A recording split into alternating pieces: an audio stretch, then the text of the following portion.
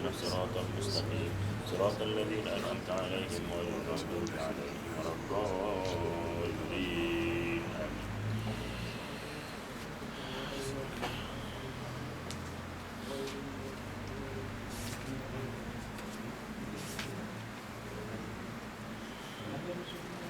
Dapat.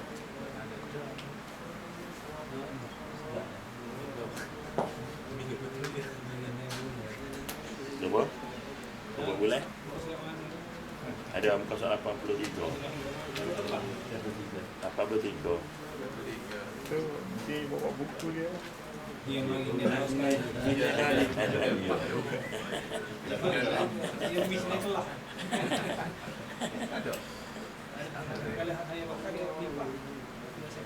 Assalamualaikum warahmatullahi wabarakatuh. Waalaikumsalam.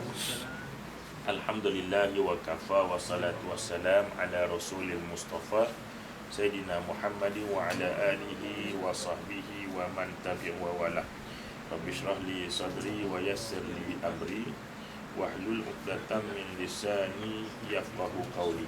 Rabbana iftah bainana wa baina qaumina bil haqq wa anta khairul fatihin. Subhanaka la ilma lana illa ma 'allamtana innaka antal alimul hakim. Wala haula wala quwwata illa billahil aliyil azim. Amma ba'd. Tuan rumah sekeluarga, ibu bapa-bapa, saudara adik-adik yang dirahmati oleh Allah Taala. Kita syukur banyak-banyak pada Allah Taala kerana Allah Taala masih lagi kekalkan iman Islam pada kita. Dan kekalnya iman Islam tu kita kena faham bahawa Allah kekalkan iman dan Islam kita tu sebab satu je, kerana Allah masih menyayangi kita. Kalau Allah dah tak sayang kita, dia biarlah kita nak jadi apa, dia biar. Tapi bila Allah Ta'ala kekalkan iman, Allah Ta'ala kekalkan Islam tu maknanya dia masih sayang pada kita. Maka bila Allah sayangkan kita, kita kena lebih-lebih lagi sayang dengan Allah Ta'ala. Sebab apa? Sebab kasih sayang Allah Ta'ala ni bergantung kepada kita tu sayang Allah macam mana. Sebagaimana hamba-Ku mengasihani aku, kata Allah, macam itulah aku mengasihi hamba-hamba-Ku. Jadi kita penentu kasih sayang Allah Ta'ala. Jadi hari ini kita masuk kepada sabda Nabi sallallahu alaihi wasallam. Kita baca sikit sabda Nabi tu. Inna syaitana qa'ada li ibni Adam bi tariq fa qa'ada lahu bi tariqil Islam. Faqal atuslimu wa tarakta dinak wa dina abaik fa asahu wa aslam. Summa fa'ada lahu bi tariqil hijrah. Faqala atuhajir atada'u ardaka sama'ak fa'asahu wa hajar. Summa qa'adahu bi tariqil jihad. Faqala atujahidu wa huwa talaqun nafs wal mal fatuqatilu fatuqtalu fatunkahu nisa'uk wa yuqsamu maluk. Fa'asahu wa jahad. Summa qala ar-rasul faman fa'ala zalika famata kana haqqan 'ala Allah an yudkhalahu al-jannah. Sadaqa Rasulullah sallallahu alaihi wasallam. Sesungguhnya kata Nabi, syaitan itu menghasut anak Adam dengan berbagai cara. Nabi kata syaitan ni dia hasut anak cucu Adam, yakni manusia dan jin, ya, dengan macam-macam cara, bukan satu cara saja. Pertamanya dia kata ia menghasut melalui jalan agama Islam itu sendiri dengan berkata, apakah kamu menganut Islam dan meninggalkan agamamu dan agama nenek moyangmu? Anak Adam enggan mengikutnya dan tetap berpegang dengan Islam. Kemudian dia menghasut pula di jalan hijrah. Lalu ia berkata, adakah kamu ingin berhijrah meninggalkan tanah air dan kampung halamanmu? Lalu anak Adam mengingkarinya dan tetap berhijrah. Kemudian syaitan menghasut pula di jalan jihad dengan berkata, adakah engkau ingin berjihad sedangkan jihad itu membinasakan jiwa dan harta bendamu? Kemudian engkau berperang lalu engkau dibunuh. Kemudian isteri engkau dikahwini orang dan harta kekayaan engkau dibahagi-bahagikan. Lalu anak Adam tetap mengingkari syaitan dan terus berjihad. Kemudian Rasulullah SAW bersabda, maka barang siapa yang bersikap demikian, kemudian ia mati maka adalah hak Allah memasukkan dia ke dalam syurga.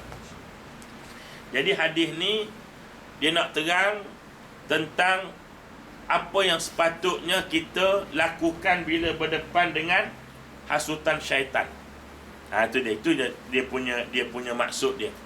Cuma dalam bab ini, pertama, orang kafir nak masuk Islam, syaitan datang kata, kenapa engkau nak meninggalkan agama nenek moyang kamu dan nak masuk agama Islam? Sebab apa? Nanti orang kata kamu macam-macam. Maka anak Adam tadi terus, dia yakin dengan keputusan dia terus masuk dan syaitan kecewa. Kemudian lepas dia masuk Islam, dia pergi berhijrah. Syaitan datang lagi. Kenapa kamu nak hijrah? Tinggalkan harta, tinggalkan kampung, tinggalkan sebagainya. Anak Adam tadi tak peduli, dia terus hijrah. Kemudian ketiga anak Adam ini, orang yang masuk Islam tadi nak berjihad. Maka dia datang lagi, dia kata, kenapa kau nak berjihad? Nanti habis kau mati, tinggal anak engkau, bini kau dikahwinan orang-orang lain, harta engkau pula diagih-agihkan. Maka anak Adam tadi terus saja melaksanakan cita-cita dia. Maka akhirnya syaitan tadi kecewa. Dan Nabi kata, siapa yang mati dalam keadaan demikian, dalam keadaan macam mana? Dalam keadaan dia tak ikut hasutan syaitan tadi, maka tak ada tempatlah yang Allah nak masukkan dia melainkan syurga, kata Allah. Jadi maknanya, maksud daripada hadis ini adalah setiap kita tadi mesti berusaha nak lawan apa yang syaitan ajak. Sebab yakinlah, apa yang syaitan ajak sebenarnya bertentangan dengan Allah ajak. Ada mesti begitu, sifat dia kontra. Dia takkan suruh orang tadi ni ikut Allah dak, tapi dia akan suruh supaya orang ni lawan apa yang Allah cakap. Cuma syaitan ni dia bijak. Dia bijak. Kerana itu kita nak lawan syaitan ni tak boleh dengan diri kita. Ingat tak satu kisah bagaimana seorang anak muda ni, satu hari dia berjalan, dia tengok ada orang sembah pokok. Kalau dia pun balik ambil parang, pergi pula nak pergi tebang pokok. Tiba-tiba tengah jalan datang setan. Setan kata, kau nak pergi mana? Dia kata, aku nak pergi tebang pokok. Sebab apa? Sebab orang telah syirik dengan pokok tu, orang syirik. Setan lawan kalah setan. Ada. Kemudian orang tadi pun pergi pergi lagi nak tebang pokok, dia berlawan. Lawan sampai 3 kali syaitan kalah. Dia kata macam ni lah, dia kata, aku tak boleh nak lawan kamu, tapi aku harap kamu baliklah dulu. Aku janji besok kamu buka bawah bantal kamu, aku akan beri kepada kamu setiap pagi dengan 5 keping dirham, perak, duit perak. Kata dia budak muda tadi, betul ke? Dia nak uji setan pula. Dia nak uji setan ni masalah ni. Nanti saya cerita macam mana kita nak uji setan. Anak, baik. Jadi dia pun balik. Sungguh besok-besok lepas bangun tidur, buka bantal ada 5 keping wang perak. 3 hari 3 pagi dia tengok ada duit 5. Hari keempat dia tengok duit tak ada. Dia pun ambil parang nak kita tak pokok. Sampai tengah jalan jumpa setan. Setan kata, mau gimana? Saya nak pergi tebang pokok. Setan kata tak boleh. Akhirnya bergocok. Gocok-gocok kalah budak ni. Lawan lagi kalah. 3 kali kalah. Lalu ditanya, kenapa 4-5 hari lepas aku lawan kamu, aku lawan kamu menang, kali ni aku kalah? Kata dia syaitan, kenapa? Dulu kali pertama kamu tebang tu kerana memang kamu nak laksanakan perintah Allah. Tapi hak kali kedua ni kamu kalah kerana kamu nak tebang itu kerana marah, kerana tak ada duit.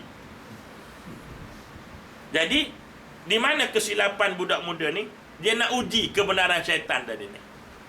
Dia macam tu jugalah dengan kita ni. Kita tuan-tuan sekalian, contohnya masuk waktu zuhur.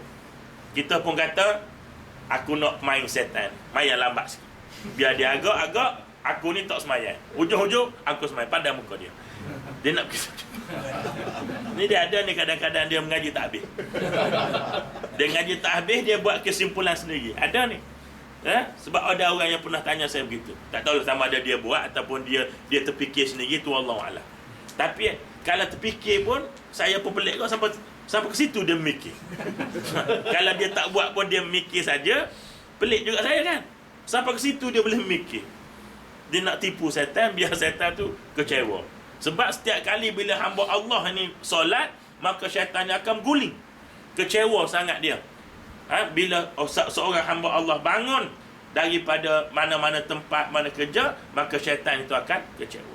Jadi sebenarnya kita jangan ada uji syaitan. Ujian kepada syaitan akan kalahkan kita. Macam budak tadi ni. Dia nak uji syaitan. Betul ke syaitan janji nak bagi 5 keping wang perak? Memang sungguh. Tapi tengok, akhirnya kemuncak dia yang tertewas. Jadi sebenarnya jangan duduk layan syaitan ini, kita langgar saja. Macam ditunjuk oleh Nabi Ibrahim. Kan masa nak sembelih anak dia, kali pertama syaitan kata, benarkah kamu nak pergi sembelih anak kamu? Nabi Ibrahim kata, betul. Sekarang ni aku nak beritahu pada kamu, sebenarnya Allah saja nak uji kamu. Sekarang ni dengan kamu nak pergi menyembelih itu, Allah telah mengetahui bahawa kamu melaksanakan perintah Allah. Nabi Ibrahim kata, tak, belum.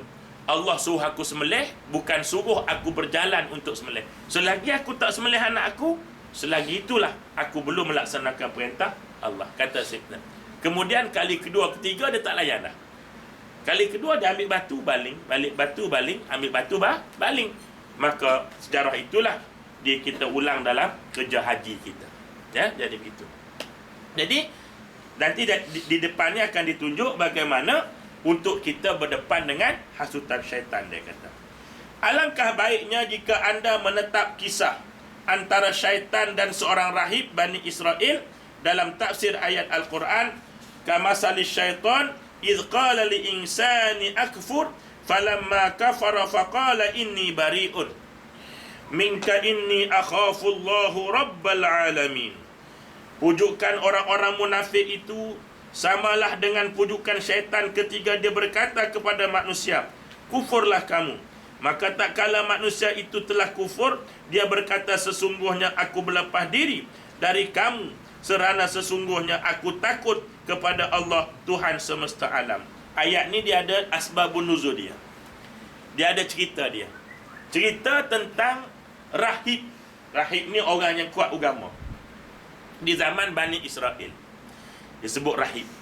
Jadi dia ni rajin sembahyang. Nak ringkas cerita lah. Cerita ni kita dengar dah sebelum ni. Dah. Cumanya tak teringat. Dah. Hari ni kalau siapa kata teringat, saya berhenti selalu. Stop cerita tu maknanya kita teringat. Jadi rahib ni dia rajin beramal. Rajin beramal. Syaitan ni duk mikir, macam mana aku nak menyesatkan dia? Tak boleh. Akhirnya satu hari syaitan ni menyamar sebagai manusia. Dia semayang. Semayang tu mengalahkan rahib ni. Rahib ni tidur, dia tak tidur. Rahib ni tidur, dia tak tidur. 3 hari 3 malam tak tidur. Siangnya berpuasa, malamnya semayang tak berhenti-berhenti. Rahib ni mula tanya. Dia kata, hebat budak ni semayang ni. Tak? Akhir sekali dia tanya, macam mana kamu boleh beribadat macam tu? Aku pun nak tiru, kata dia. Saya pun nak tiru sama macam kau. Sampai boleh semayang tak berhenti-berhenti. Tahu tak apa dia tuan-tuan sikit? Akhirnya syaitan ni kata begini, dia kata, aku ni jadi macam ni kerana dulu aku buat dosa. Kemudian aku tobat. Bila tobat tu aku jadi macam ni. Rahib ni pun nak tiru juga. Ni cerita. Ingatlah cerita tak? Ingat? Ada pulak lah cerita. Ini dengar tak ingat?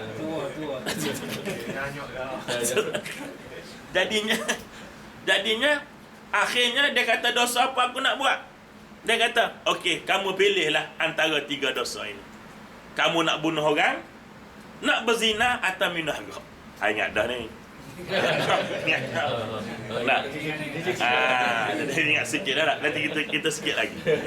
Jadi ni nak cerita tu rahib tadi ni. Tak? Kesnya dia akhirnya dia kata bunuh orang ni berat, dia kata. Zina lagi berat, dia kata. Dia pilih, dia kata minum arak. Dia pun minum arak. Bila minum arak, otak tak ada. Bila otak tak ada, tuan-tuan sekalian, lalu syaitan pun bawa orang betina, akhirnya dia berzina. Takut perbuatannya dia diketahui orang, akhirnya dia bunuh. Akhir ketiga dosa ni dia buat. Lalu tuan-tuan sekalian, syaitan ni pergi ke pasar, heboh dah atas rahib atas bukit tu telah buat bunuh orang, zina, minum arak. Akhirnya ditangkap, nak dibunuh oleh raja masa tu. Maka masa dekat nak bunuh, syaitan mari. Syaitan kata, aku boleh menyelamatkan kamu sekiranya kamu mengaku aku Tuhanmu. Akhirnya tak ada pilihan. Akhir rahib tadi pun angguk, elok rahut saja, anak panah masuk. Ketiga dalam napah-napah ikan itu, dia mengata, wahai apa tu, syaitan, dia kata, hari tu kamu ajak aku, ikut kamu, hari ni aku ikut. Maka dia jawab, ana bari'un. Aku berlepas diri. Kerana apa aku berlepas diri? Ana akhafullah. Aku pun takut dengan Allah juga. Ini tipu daya syaitan. Jadi nak menunjukkan di sini, di mana kesilapan rahib tadi ni. Pertama, kesilapan rahib tadi ni, beramal tu ikut orang. Dan dia beramal tanpa ilmu.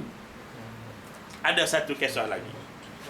Ni kisah ni bukan zaman dulu, zaman ni.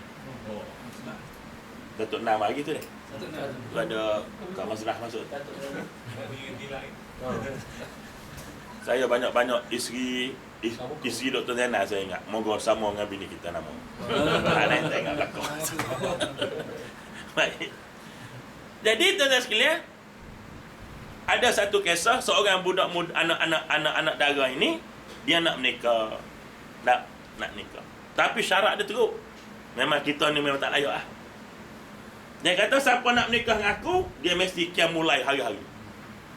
Tiap-tiap malam qiyam mulai. Kemudian tiap-tiap malam, tiap-tiap hari kena khatam Quran. Baru boleh nikah dia. Tak ada orang mana. Maksud tu nak. Jadi, akhirnya ada seorang budak lelaki mari. Dia kata, aku nak nikah dengan kamu. Dia kata, kamu tahu dah syarat-syarat dia? Tahu dah, kau baca dalam internet dah kata. Syarat begini. Saya sebut dua lah. Dia banyak ada 7 syarat budak tu bagi. Jadi dia kata, satu tak apa, dia pun nikah. Jadi, orang Tina tadi ni tengok tok laki dia tak beramal pun malam. Lepas Isyak tu tidur. Bangun-bangun subuh esok. Lepas tu Quran tak rajin baca. Nak. Akhirnya dia pun pas minggu dia pergi jumpa tok laki. Dia kata abang ni dah melanggar perjanjian, dia kata. Dulu kan setuju dah nak beramal sepanjang malam. Saya tengok abang tidur pas Isyak, subuh esok baru bangun. Dia kata Nabi raya, kata tok laki, kata orang laki tadi, siapa yang solat fardu isyak berjamaah dan besok subuh berjamaah, pahalanya sama beramal sepanjang malam. Betul ke dia? Itu kan hadis sahih tu. Ada yang tahu. Jadi maknanya, kemudian dia kata, terkejut perempuan tadi. Dia pun, ini hadis sahih. Dan kamu, abang tak baca Quran? Kan ada hadis kata baca qul huwallah sebanyak sekian banyak, maka sama pahalanya macam membaca satu biji Quran. Walaupun hadis ini tidak sahih mana, tetapi ada hujah lah. Anak ceritanya ilmu tadi ni.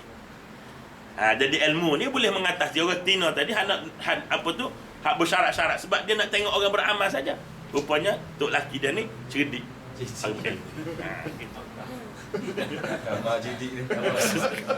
Baik, itu kisah zaman sekarang lah.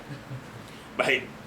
Cara-cara menghalang godaan syaitan. Jadi macam mana? Syaitan ni dia pandai. Jadi macam mana nak mengelak daripada godaan syaitan. Bagi membantu manusia menghadapi hasutan syaitan dan serangan-serangan iblis, Islam telah menunjukkan kepada manusia berbagai perkara yang dapat membantunya bertahan menghadapi pertarungan dengan syaitan, seterusnya berjaya menewaskan musuhnya. Islam dah tunjuk dah. Sebab itu Allah Ta'ala kata masa syaitan minta dengan Allah kan, wahai Allah izinkan aku, tak banyak syaitan minta. Pertama, panjangkan umur aku. Allah Ta'ala kata boleh panjang umur. Sebab itu ketika Nabi SAW duduk dengan sahabat, berbau yang busuk. Sahabat tekuk hidung belakang. Nabi kata, tahu dari mana bau ni? Kata sahabat, tak tahu. Itulah bau daripada syaitan yang menipu daya Adam pada zaman dulu. Zaman Nabi tu ada lagi. Umur dia panjang. Sebab itu, sebahagian ulama kata, jangan kamu berhenti takat minta panjang umur saja. Doa tu jangan minta panjang umur saja. Takut panjang umur jadi macam tu. Tetapi minta panjang umur yang diberkati oleh Allah. Berdasarkan hadis Nabi kata, sebaik-baik manusia, panjang umur, banyak amal. Seburuk-buruk manusia, panjang umur, sikit amal. Jadi jangan minta panjang umur saja. Minta umur diberkati. Panjang pun alhamdulillah, pendek pun alhamdulillah. Gitu. Baik. Jadi yang kedua, syaitan minta apa? Minta izin nak hasut anak Adam. Dia minta izin, tuan-tuan. Syaitan tadi minta izin dengan Allah. Aku nak menghasut cucu cici Adam sampai hari kiamat. Allah Ta'ala tak kata ya, Allah Ta'ala tak kata ya, tak kata tak. Cuma Allah Ta'ala kata apa dia? Kamu takkan dapat menghasut mereka yang bertakwa. Allah tak sebut ya ke tak. Tidak kata aku benarkan kamu. Tak ada. Allah Ta'ala sebut selalu, kamu takkan boleh hasut hamba-Ku yang bertakwa. Jadi bertakwa ni semua kita tahulah. Usaha sungguh-sungguh nak buat yang Allah suruh buat. Ada? Dan usaha sungguh-sungguh nak menghindarkan apa yang Allah larang. Itu nama dia takwa. Baik. Baik. Cara tersebut telah dirumuskan oleh seseorang daripada solihin dengan katanya, saya telah merenung dan memikirkan cara-cara dari pintu manakah syaitan masuk ke diri manusia. Ternyata ia masuk dalam diri manusia melalui 10 pintu. Kata ulama ni, nak hadapi syaitan ni kena tahu dia masuk ke mana. Bila masuk ke mana, kita tutuplah pintu tu. Dia tak boleh lah masuk ke pintu tu. Kalau kita macam kita pokok, dia kata, kalau kita nak baiki pokok, adalah kita tengok di mana punca dia. Bukan boleh cantah-cantah dah, tengok-tengok akar tu dah punah. Contoh macam mana pun punah. Jadi tengok ke bahasa dia. Jadi mari kita tengok 10 pintu syaitan yang akan masuk. Kadang kita boleh tutup, insya-Allah kita boleh hadapinya. Pertama dia kata, pertama pintu yang dia masuk ialah tamak dan buruk sangka. Maka aku menghadapinya dengan sifat menaruh kepercayaan dan berpada dengan apa yang ada. Baik, kenapa tamak dan buruk sangka disatukan? Tamak dan buruk sangka tu digabungkan dalam pintu yang satu. Baik. Kenapa manusia tamak? Ada di situ punca dia. Punca manusia tamak sebab dia buruk sangka. Buruk sangka dengan siapa? Dengan Allah. Sebab bila dia tamak, maknanya dia tamak ni dia nak banyak, tapi dia tak sewi. Tu tamak tak? Nak dapat banyak, tapi tak nak. Jadi beratlah tak? Kita makan tak berak, berat tak? Makan tak berak, berat tak saya kata? Nak? Minum tak kencing, berat tak? Kecuali di syurga. Syurga besoknya malam makan banyak pun tak berak. Berak gendok, kencing pun tak. Sahabat tanya, dah tu macam mana Rasulullah? Nak, sebab kita duk mikir dunia kan. Berak, makan berak.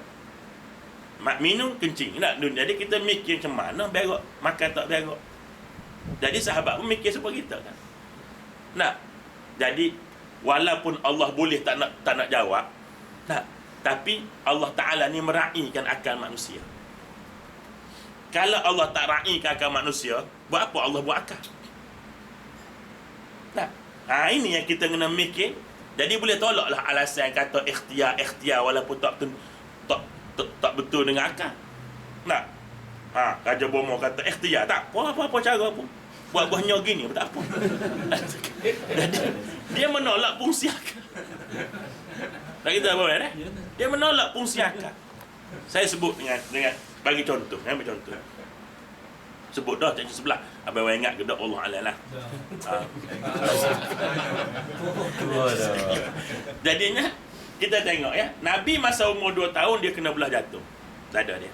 Kan? Masa umur 2 tahun. Dia jadi Nabi masa umur 40. 38 tahun kemudian dia jadi Nabi.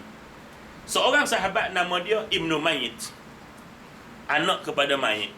Nabi beri nama tu sebab dia hasil daripada persetubuhan, minta maaf sebut, antara mayat dengan bini dia. Masa dia meninggal tu, dia punya anggota tu masih hidup. Nabi pun panggil bini dia, selesaikan dalam bilik. Hasil benih tu jadi seorang ulama nama dia Ibnu Mayyit, seorang perawi hadis, anak mayat. Jadi hukum fiqh pun boleh kalau setakat gitu hukum fiqh. Jadi dia ni duk mikir macam mana nak siung Nabi ni, nak peluk Nabi macam mana. Peluk tak pasal marah ada orang tak. Jadi satu hari dia berdoa, Allah makbul doa dia.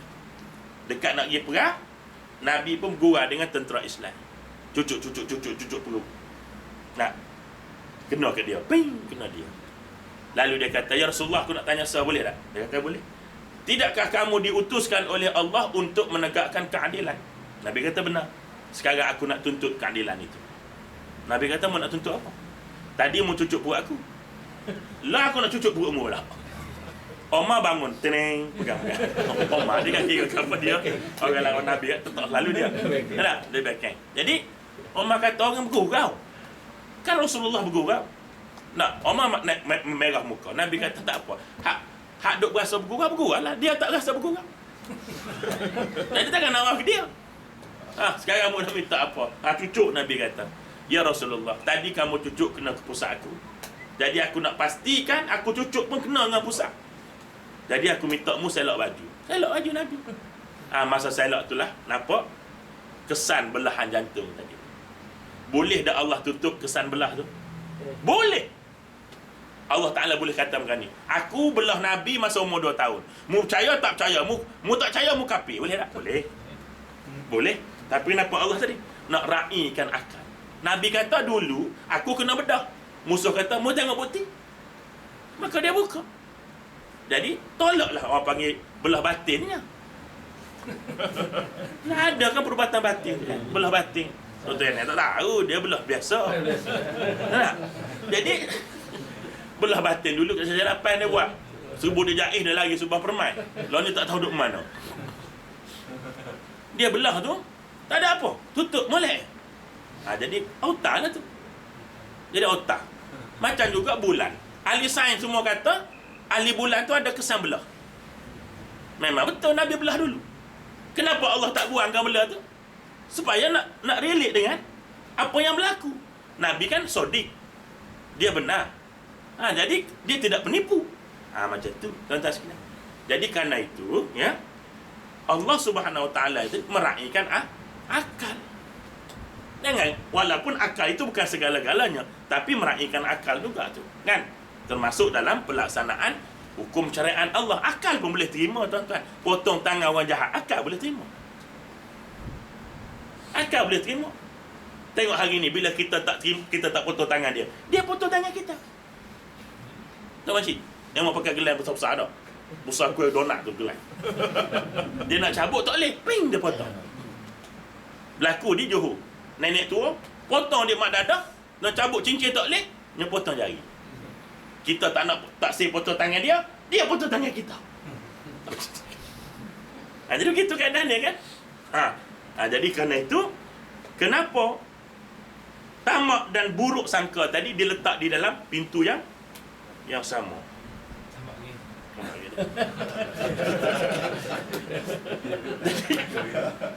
Kenapa dia tamak?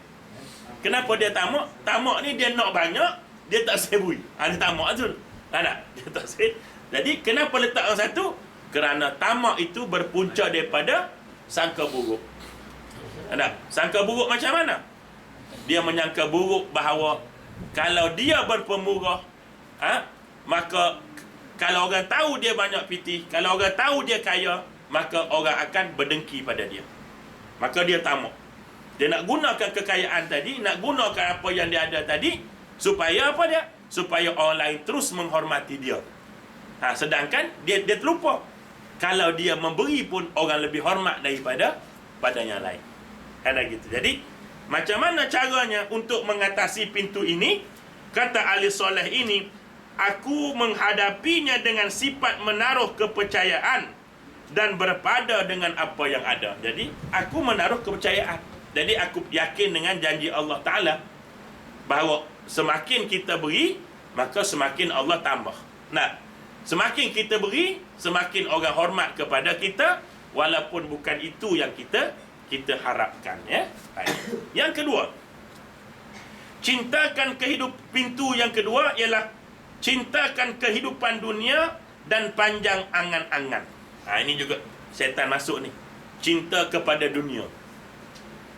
Ya, bila cinta kepada dunia, dia ada penyakit lain pula. Penyakit lain dia apa? Takut mati. Ni yang Nabi sebut ni. Akhir zaman manusia orang Islam macam buih di laut dah. Tapi tak ada apa-apa. Bila Nabi tanya, apakah kenapa bilangan mereka sedikit ke Rasulullah? Nabi kata, tak, bahkan mereka ramai. Tapi ramai itu sebagaimana buih di laut. Sebab apa jadi macam tu? Kerana mereka itu hubbud dunia wa karahiyatul maut. Dia ada penyakit wahan. Wahan itu ialah cinta dunia dan takut kepada mati. Dia jarang orang cinta dunia, dia nak mati jarang.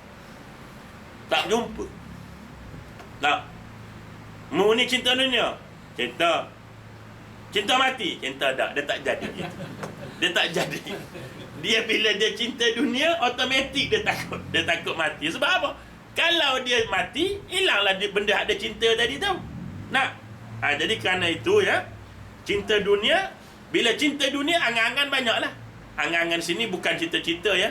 Angan-angan ni dia nak orang panggil, dia sentiasa tuan-tuan sekalian duk mikir benda yang tu apa-apa dia mikir.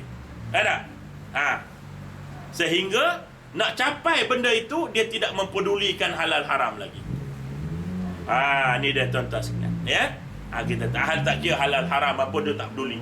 Aku nak hidup begini, seolah-olah dia akan hidup akan selama-lamanya. Aku nak hidup zaman ini macam ni apa. Tetapi akhirnya dia membelakangkan halal haram kerana nak mencapai matlamat. Macam Mustafa Kamal Atatürk, kita tengok. Nampak? Apa dia rancang? Dia nak Turki ni jadi negara maju. Bagi dia, untuk nak maju, kena buang Islam. Akhirnya dia buang Islam. Nampak tak? Akhirnya dia buang Islam. Nampak tak?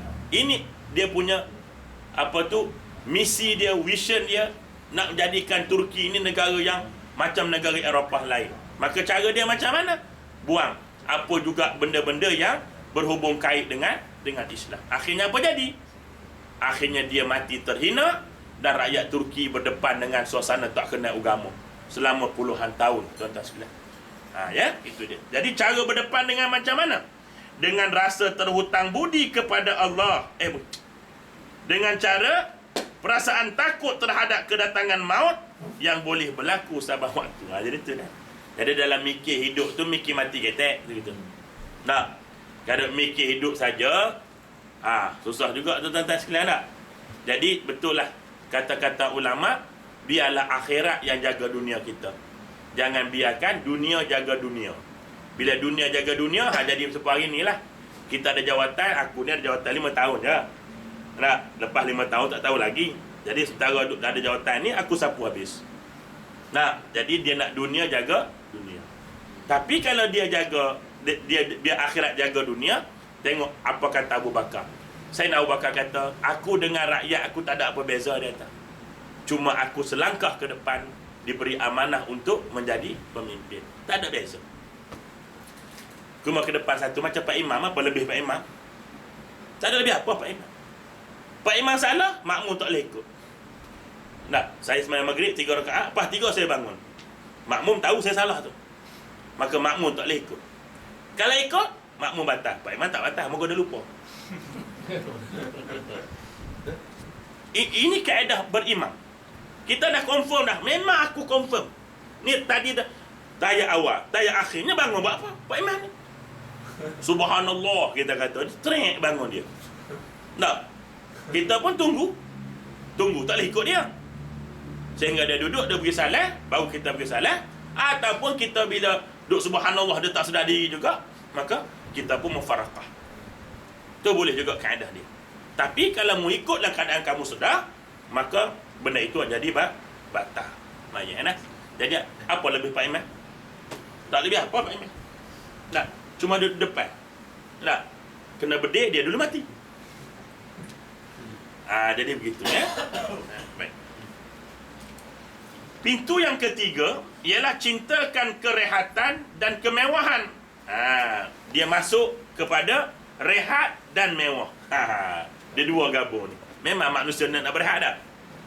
Tak. Kadang-kadang kita penat kerja tak? Penat balik kerja, haji balik. Seronoknya jadi agung. Dan kadang-kadang mikir. Kadang-kadang mikir tu. Ada rumah besar tu dah. Taknya kerja tak ada apa. Tak. Kita dah mikir. Sebab apa? Memang fitrah manusia tu dia suka berehat. Jadi Untuk nak dapat kerehatan itu mesti mewah. Orang miskin mana rehat tu miskin.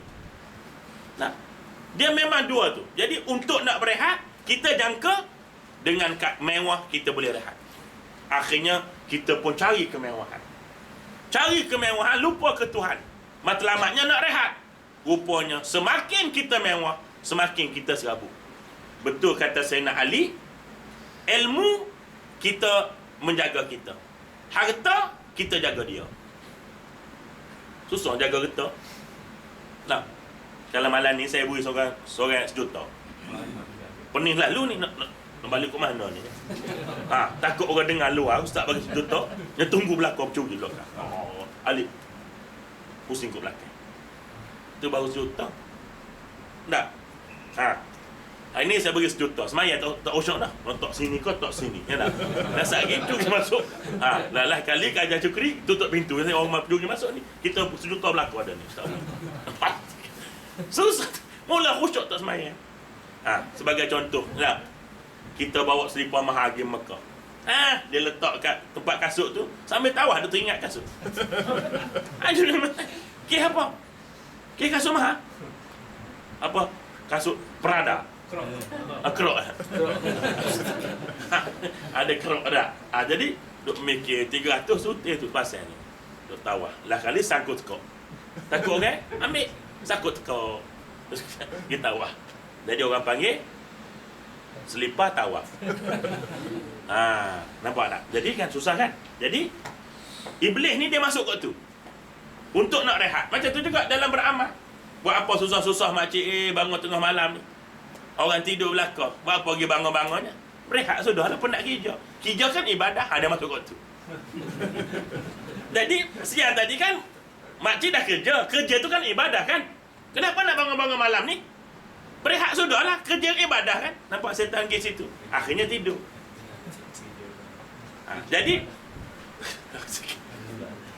Jadi maknanya pintu yang ketiga tadi ialah pintu cintakan rehat dan mewah. Jadi cara nak mengatasinya bagaimana caranya? Lantas aku menghadapinya dengan keyakinan bahawa kenikmatan itu akan hilang dan balasan buruk pasti menanti. Ingat, nikmat tu akan hilang. Masa bila hilang? Senang je. Kita nak berehat, tak semayang, tak tutup aurat, tak puasa, tak apa, berehat belakang kan? Orang lain bangun pagi-pagi subuh, kita tidur. Nah, orang pukul 10, 9, pukul 9, 10 semayang duha, kita tidur tak? Ataupun kita hijau, tak ingat ke duha tak? Petang kan orang semayang asar, kita pergi main bola tak? Maghrib nanti orang semayang ngorik, kita borak kedai kopi kat One Circle, Night Circle. Nah, jadi esok nanti kita semayang, kita nak main badminton pula, malai tak? Ni berlatih ni nak kalah dengan Cowi sekalian. Tak? Cowi tak kuat mana dah lah ni dah. Allah baru ni. Baik sekalian. Allah dengan Simon Santoso. Jadi tuan-tuan sekalian, main. Akhirnya berehat. Tak? Mati je. Masuk kubur, tak berehat lalu.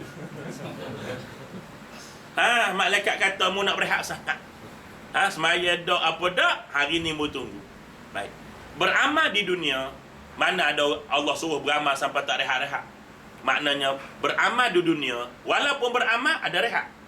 Tapi kalau kena azab dengan sebab rehat di dunia, azab di kubur tidak ada rehat. Jadi milik fikir nak berehat, nak beramal dengan ada rehat, ataupun nak kena pukul tak ada rehat. Mikir situ. Nabi kan pernah tegur sahabat kan. Dia balik pada rumah Aisyah, tanya Aisyah, Nabi beribadat macam mana? Aisyah pun ceritalah macam ni. Dia balik, dia buat sama-sama dia. Dia kata dia tu Nabi. Dia tu dah masuk surga, kita belum lagi. Jadi aku berasa aku nak beramal malam, tak saya tidur. Nabi tak apa, tidur moga dia surga dah, kata seorang ni. Hak seorang ni pun kata, Nabi tak apalah, dia puasa, segala ada puasa, dia dah masuk surga. Kita ni belum tahu lagi. Jadi aku bercadang nak puasa, tak saya buka-buka. Hak seorang kata, Nabi tak apalah, dia bini, dia berkahwin. Kita ni tak tahu lagi duduk mana, jadi aku tak saya menikah, nak beramal sebenarnya tok umur hidup tak sim nikah. Tengah-tengah duk cakap tu Nabi juga. Nabi kata mu kerja apa tadi? Mu cakap apa tadi? Dia pun cerita gini. Nabi pun kata apa? Aku adalah manusia paling takut pada Allah. Tak ada orang lebih takut pada Allah malah aku. Nabi sebut tu bukan nak bangga, nak beri amaran pada dia. Nak. Aku ni hamba paling takut. Aku pun ada semayang, ada tidur. Aku ni orang paling takut. Aku puasa, ada buka. Aku pun kahwin dengan perempuan. Yang kamu ni nak tak nak kahwin, tak nak buka, tak nak tidur ni apa? Atas dasar apa tu? Atas dasar takut dengan Allah. Aku takut pada Allah pada mu lagi. Jadi maknanya apa? Amalan di dunia ni tak berat mana. Boleh berehat. Tapi kalau kita pentingkan rehat sampai tinggal amalan, mu kena azab kubur tak ada rehat sampai kiamat. Jadi mikir situ. Tak macam orang tengok tak? Panah lah mata tutup aurat ni, panah dak berdengu. Panah. Tak. Bukan lama sangat dah macam ni. Ni tutup aurat dak. Masuk kereta buka terkau. Panah. Tak apa, bukan orang nampak lah kereta. Nak cermin gelap. Nak. Jadi bukan lama pun mata ya. Setengah jam, 40 minit tak. Tapi kerana kita ni degil, nak sejuk kepala buka. 40 minit yang kita buka tadi menyebabkan kita tak berehat. Masuk-masuk je kubur, tak berehat lalu. Berdiri, tembok, pukul di malaikat. Jadi ini maknanya kerehatan tadi kita tutup dengan apa? Dengan cara bahawa kenikmatan itu akan hilang dan juga balasan buruk akan menanti. Pintu yang keempat. Iblis akan masuk melalui pintu kagum kepada diri sendiri. Yang ini ujub. Duk rasa ujub. Ujub ni bahaya pada riak. Sebab dia api dalam sekam. Riak ni kita nampak. Riak an-nas. Buat amal supaya orang puji. Ya tak? Jadi, yang paling takut ialah ujub. Ujub ni dia tak suka orang tahu dia beramal. Tapi, dia berasa dalam grup-grup ni kita dah paling banyak baca Quran.